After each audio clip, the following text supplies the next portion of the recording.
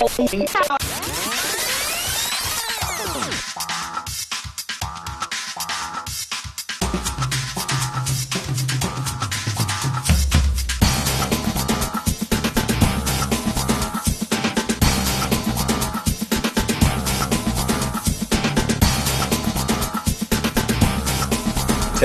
Stand by to take studio. 7, 6, Stand by camera 1, mics 1 and 2.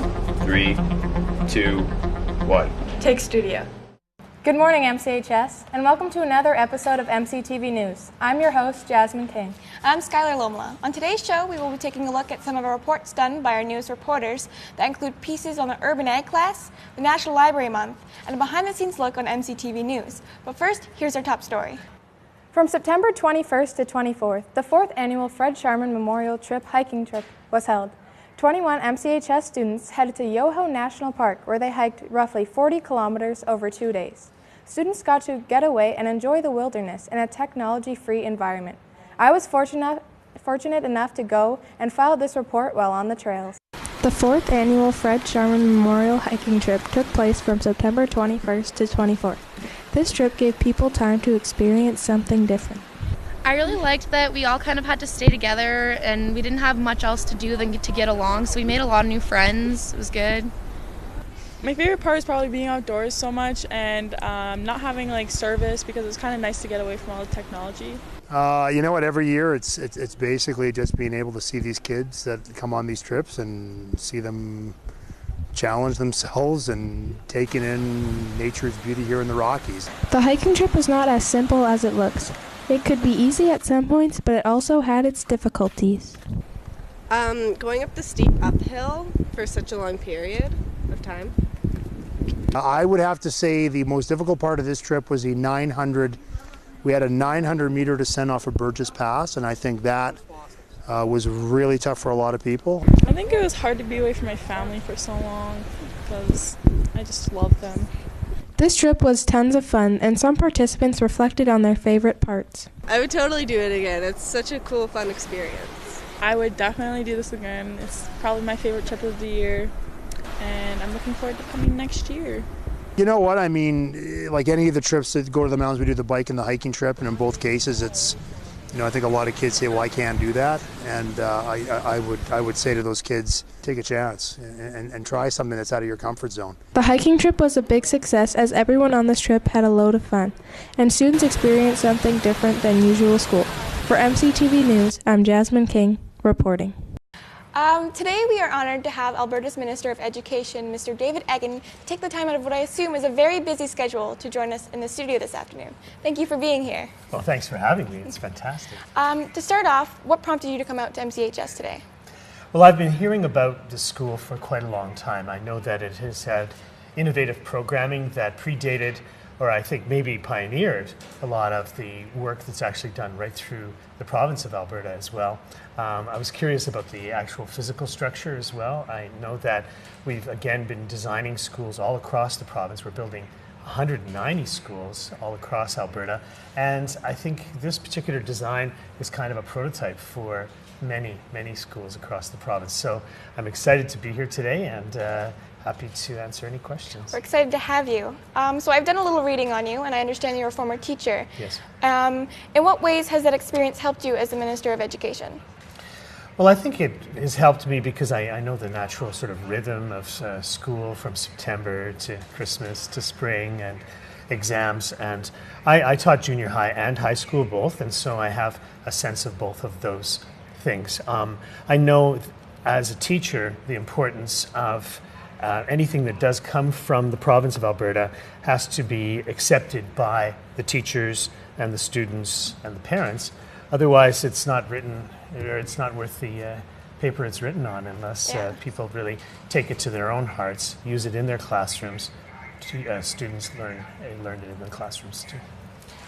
So you started teaching in the 1980s and finished in the early 2000s. Yes. In your experience as an educator during that time, and now visiting school as a minister, how has education changed within that time, and are there any challenges that come with that change?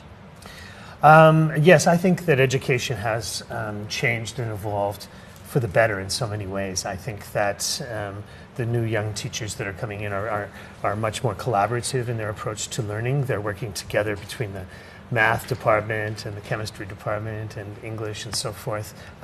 There's much more project-oriented learning as well, like you have in your media lab here.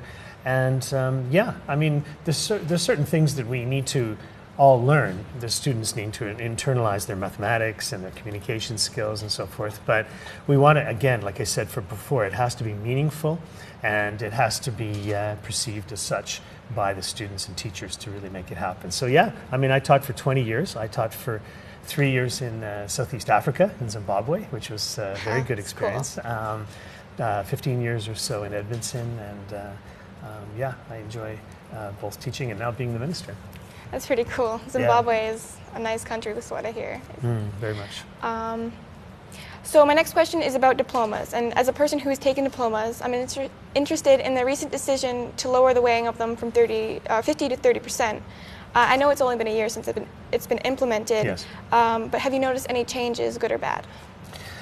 Well, I know that I can always rely on the professionalism of the teachers in the province, the 41 or 42,000 teachers we have, to make assessments as to student learning. And so I wanted to make sure that I always credit that. The teachers have the best eye on their students because they know them the best. I know as well that we wanted to bring it to a national level. Most other provinces were using about 30% if they have diploma exams as well. So I think a mix. I need to have that assessment on a provincial level so that I know where we can make improvements, but I also want to make sure the integrity of the classroom teacher is retained and strengthened, so moving it from 50% to 30%. And, you know, in fact, we had a terrible, of course, tragedy in May of this year with the Fort McMurray fires, and so those students were not able to write their diplomas at all. I had to cancel or give them the option to not write it. I became the most popular person in the grade 12s in Fort McMurray as a result of that decision. But my point is that post-secondary institutions still recognize their classroom marks as is, because they know that our education and our classroom teachers are second to none here in the province of Alberta. So how does Alberta Learning promote the uniqueness of certain courses such as MCTV and urban agriculture? And then how do you propagate them to more schools around the province and give access to more students to these unusual courses? Well, I think that if we open up the creativity of teachers and school boards and students to build programming such as this, then we come up with wonderful innovations. And we can still certainly use the core subject skills in urban agriculture or in a media course such as this. You have excellent communication skills, so you must have been doing quite well in English as well. And the urban agriculture, you know, it's an opportunity to speak about ecology, about the environment, about where our food comes from, and all of the calculations that you have to make in association with growing food. So I think it fits well. We are building new curriculum right now, and I just launched the curriculum survey. I invite all students and staff here to take the survey online and let us know how we can build a better curriculum for the future. Let us know what we're doing right, and let us know where there's room for improvement.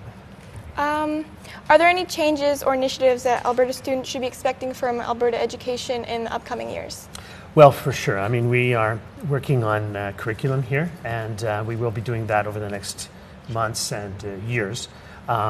You know, it's a 6-year project, but it's not to say that if we don't find best practice, or if we do find best practices and innovations that we can use in the classroom now, we'll be certainly doing that. I think that we have a chance to make that bridge between secondary school and post-secondary and careers as well. We know that a good job begins with a good education, and education is the cornerstone of a diverse economy. And Alberta is changing over time. Our population is growing. We're a younger population than ever before, and it's just a great, exciting time for us to use education as a bridge to building a new diverse economy and a more sustainable environment too. And finally, there are two new schools two new school sites that have been approved in Morinville, one Yes. including a Catholic elementary school and one for a public junior high. Yes. And I know it's very early in the planning stages, but is there anything you can tell us about them and when we expect them to be open? I think you covered it as well as I probably could. Yes, they have been approved and they're both in design stage. We invite interaction between the community and our builders in Alberta infrastructure to ensure that we're meeting the needs of a community. I think that this school is a good place for us to just reflect on what is good design and what we can do to improve the design of our schools. I think these new schools we're building across the province, I opened 32 this month. It's unbelievable. It's the biggest infrastructure build in the history of the province. It adds a lot to the community. It adds a sense of pride. I want to make sure that all these public buildings we're putting up across the province, in Morinville, for example, are being used outside of school hours for different community purposes, and that they will always be a center of a vibrant and growing community like Morinville is. It's exciting stuff. I'd like to take this moment to thank you for taking the time out of your busy schedule and coming down to the studio and giving us a chance to interview you. Thank you very much. Thank you. Appreciate it. Thank you. Yeah. Coming back after the commercial break, MCTV weatherman Steve Pritchard will have the 7-day weather forecast for Morinville as well as weather for Canada, Alberta.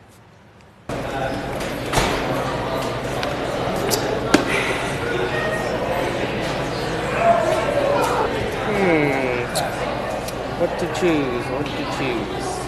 I'm not sure. So many options. This might take forever. Oh, Henry!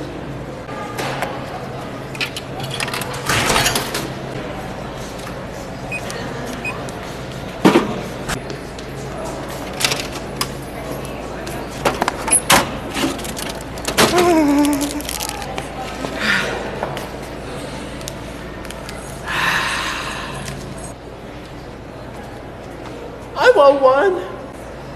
No.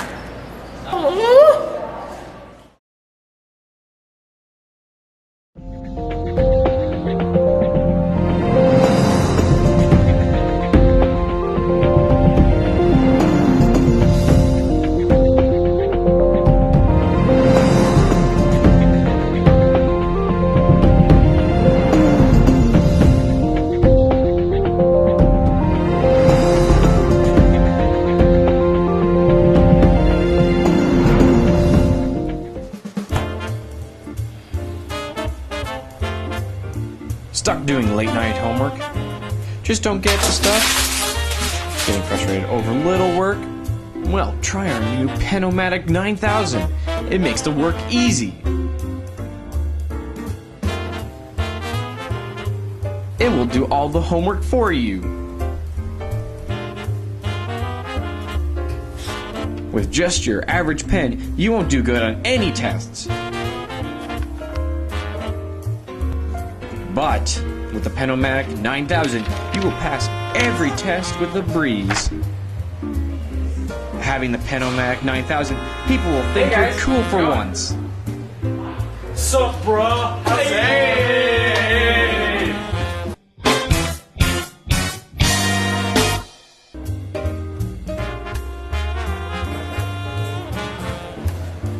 Hey guys, how's it going?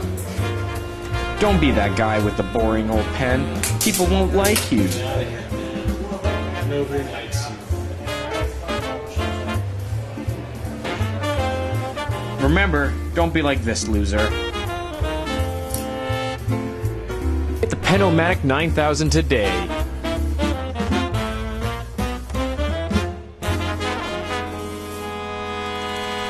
Welcome back. Let's take a look at the weather. Up in Whitehorse, it's sunny, standing at 3 with some cloud. Yellowknife looks like they're going to have some snow, a little bit of sun. Over in Vancouver, looks like they're going to have some showers. Regina looks like they're going to have some showers and some snow. Winnipeg's mainly sunny, as well as Toronto and Montreal. In Iqaluit, it's mainly sunny with some cloud. Halifax looks like there's going to be some showers, same with St. John's. Okay, let's take a look at Alberta's forecast. Up in the north, it's looking generally like there's going to be some sun, mainly sun, some clouds here and there. If you go more south, it's looking like there's going to be some sun, snow with some thunder, with some showers. So you might want to dress appropriately for the weather. If you go down south, if you're up north, there's going to be some sun. Okay, now let's take a look at a shot here from Airwolf. Okay, it's looking like it's still snowing out, which it is, so you might want to dress appropriately for the weather. It's not really the warmest time. Let's take a look at current conditions.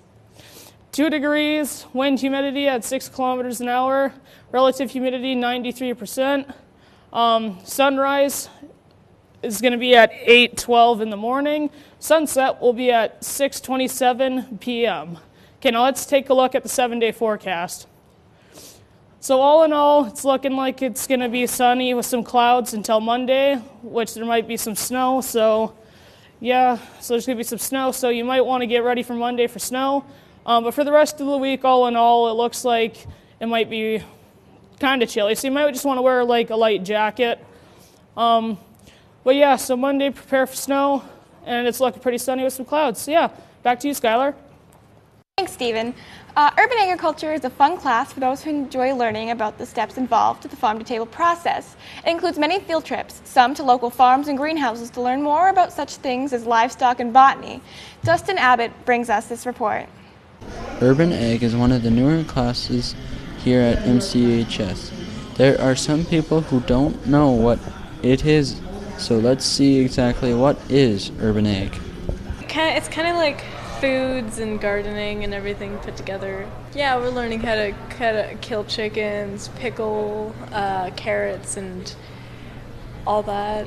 We asked the teacher what was the point of this course. I want to teach kids about their food system. I want kids to learn where our food comes from. I want them to learn how food is grown. I want them to learn how it ends up on their table and what to do with it when it gets to their kitchen. I asked the teacher what kind of field trips they did in this class. We'll go visit an organic wheat farm, we'll go visit a conventional wheat farm, and the kids can compare the difference between the two. We'll go visit a pig farm, we'll visit a couple different chicken farms. We'll go visit some urban agriculture, edible installations, a food forest in St. Albert. We're going to go visit greenhouses. And so just experiences that show students how food is grown. We asked what his favorite thing about the class was. One of my favorite things about the class is learning with the students. It's really neat for me. I didn't know a lot about agriculture, food, gardening, farming, all that kind of stuff a few years ago, and so I get to learn with the students. For example, we're doing a project on the north side of the school right now, building an outdoor space, and we're working on a sheet mulching project right now, and I don't know anything about sheet mulching, so I'm relying on other experts and YouTube videos and people that I know, and we're going to do it as a class, and we're all going to learn together whether it works or doesn't work. So that's one of the neat things for me, is learning with the students rather than just teaching them something. This is a good course for people who are interested in culinary arts.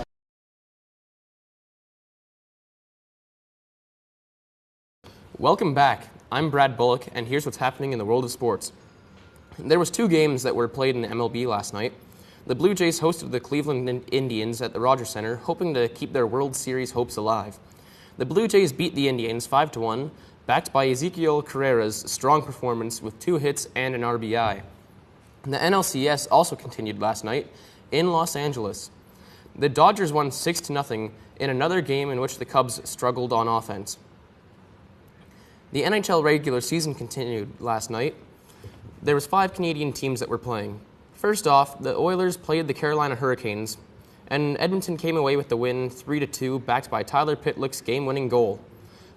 Buffalo played the Flames without last year's second overall pick, Jack Eichel. Calgary took the win 4-3 in overtime. Sean Monahan scored the winner. The Blues squared off with the Canucks, and the Canucks stole the win 2-1, as Bo Horvat scored the winner. Montreal played the Penguins, and the Canadiens stole the show as they came away with the W 4-0. Turning to the NBA now, the Washington Wizards came into Cleveland to play LeBron James's Cavaliers, and they won 96-91. And Marcin Gortat grabbed a remarkable 13 rebounds and Also, Denver matched up with the Oklahoma City Thunder. The Thunder came away with the win 97-87 behind Steven Adams' 17 points and 9 rebounds. The New Orleans Pelicans beat the Atlanta Hawks 96-89 behind Terrence Jones's 17 points. Lastly, the Orlando Magic played the Miami Heat. Goran Dragic and the Miami Heat won 107-77. Tomorrow night, we will see the Chicago Bears try to beat the constant threat and longtime rival, the Green Bay Packers. The Bears are trying to improve from their less than impressive record of 1-5. Meanwhile, the Packers are hoping to get some more Lambeau magic. MCHS held the 22nd annual Western Canadian Challenge during the second week of October. The girls' team lost in the quarterfinals, while the boys back at MCHS won it all and were crowned champions. The Wolves will look to have great results again next year. Coming up, we take a look at the Library Month, an event that many people may not know about. From draws to activities, Sailor Tarzwell gives us the scoop in what we can look forward to. October is many things like Thanksgiving and Halloween. One thing that may fly under the radar, however, is National Library Month. Warrenville Community Library is one of the many libraries that is taking part in this. So we're just celebrating how important libraries are, what we do. In honor of the month, Warrenville Community Library is doing an abundance activities, draws, and events. We have awesome draws for book bundles. We also have a 6-month free family membership for new memberships only, Saturday, October 22nd. We have a 3D personalities writing workshop. And we have 2 authors from Edmonton, Jean Kozer and Katrina Edwards, will be here to do the workshop. There is a $25 cost, and they need to register at the library for that. We also have next Saturday our quick story, short story contest. So people will come in with their computers, they get a writing prompt, and they get to write, I believe it's 4 hours, and they write a story. And then actually we have Marty Chan, who is an Edmonton published author. He also used to live here when he was a kid in Warrenville, and he is going to be the judge. And there is a cash prize, so anybody can come to that. They just have to drop in that Saturday, and it starts at noon and it goes till 4. Lots of people may feel there is nothing for them to do at the library, but Assistant Manager Cheryl Peshnik explains this is not the case. There is something available for everyone. We have programming from little tykes all the way up to seniors, from robots to coding to just playing with blocks and magnetic blocks. So there's lots of different things that people can try out. We have book clubs and Lego club and Minecraft club, and it goes on and on. Next time you find yourself sitting at home wondering what to do, the staff at the library would love to see you drop by. Just stop by and check it out. Buy yourself a coffee and sit by the fireplace and just enjoy. The events are going on until the end of October, and you can go on to Warrenville Community Library's website to get a full list of details. Reporting for MCTV News, Sailor Tarzwell.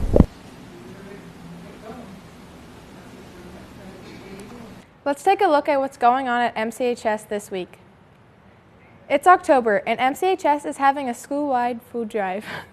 Please bring non-perishable food items to your Block 1-2 class. The class that brings in the most food will win free Tim Hortons hot chocolate and donuts. Not satisfied with your school photos? Don't worry, Photo Retake Day is Friday, October 21st to get your best side in the school yearbook. ROP Info Night is tonight. Are you interested in apprenticeshipping in one of Alberta's 51 trades while you are in school? Then make sure to check out the Registered Apprenticeship Program meeting on Wednesday, October 19th at 7. See Mr. Maslick for more info. Need to get your MCTV News fix? If so, head online to www.battlestein.net. Our digital archive is expanding, and we will soon include all episodes aired during our last 23 season. For these and all other school information, keep connected by listening to the daily announcements in Block 3, logging onto the school's website at www.mchs.gsacred.ab.ca, following the school on Twitter at MCHSWolves, or searching the hashtag MCTV News. While watching MCTV, you might have had a few questions about how we manage to broadcast a show once a week, and what exactly goes on behind the scenes. Well, wonder no longer, thanks to Spencer Hayduk, who will give us the inside look at your favorite school broadcast. MCTV is one of the more creative classes in this school. It allows students to create, produce, and direct their own live TV show known as MCTV News. We caught up with MCTV teacher Greg Bauderstein to get a little more insight in this class. So MCTV basically gives kids at MCHS an opportunity to put together a live television news format show.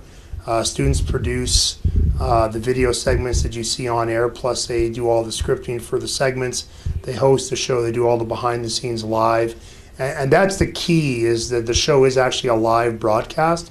So this isn't pre-taped. When the kids actually go to air, it's like watching like a news broadcast you would see at home where it's live. So if anything goes wrong, the live audience at MCHS will see those mistakes. MCTV is a very unique class, but also extremely exclusive. There are not very many spots on the MCTV crew, and those that are available fill up quickly. We caught up with MCTV student Mark Jetson and asked him how he feels about this class. I like how it teaches you, well, it kind of forces you to work together and work as a team, which, is a skill some people don't have. It's also really entertaining, and it gives you a really good sense of independence. When it comes to MCTV, I think it's definitely the best thing for you, considering it teaches you a lot of skills about teamwork, working together, independence also at the same time. For MCTV News, Spencer Hayduk reporting. That's our show for today. Thanks for tuning in. Be sure to join us next week for our 322nd episode. Pieces will include another installment of This Day in History, a new karaoke show with a twist, and an in-depth look at the foods class at MCHS. All this plus sports, your 7-day weather forecast on our next episode of MCTV News, Wednesday, October 26th. So you must have been pretty nervous doing that interview. Yeah, I was. He's a really good interviewee, so it helped. Being prepared helped too. So. Well, that's good. Yeah, it was good. It was good. From all of us at MCTV News, I'm Skylar Luomala. And I'm Jasmine King. Have a great week, MCHS.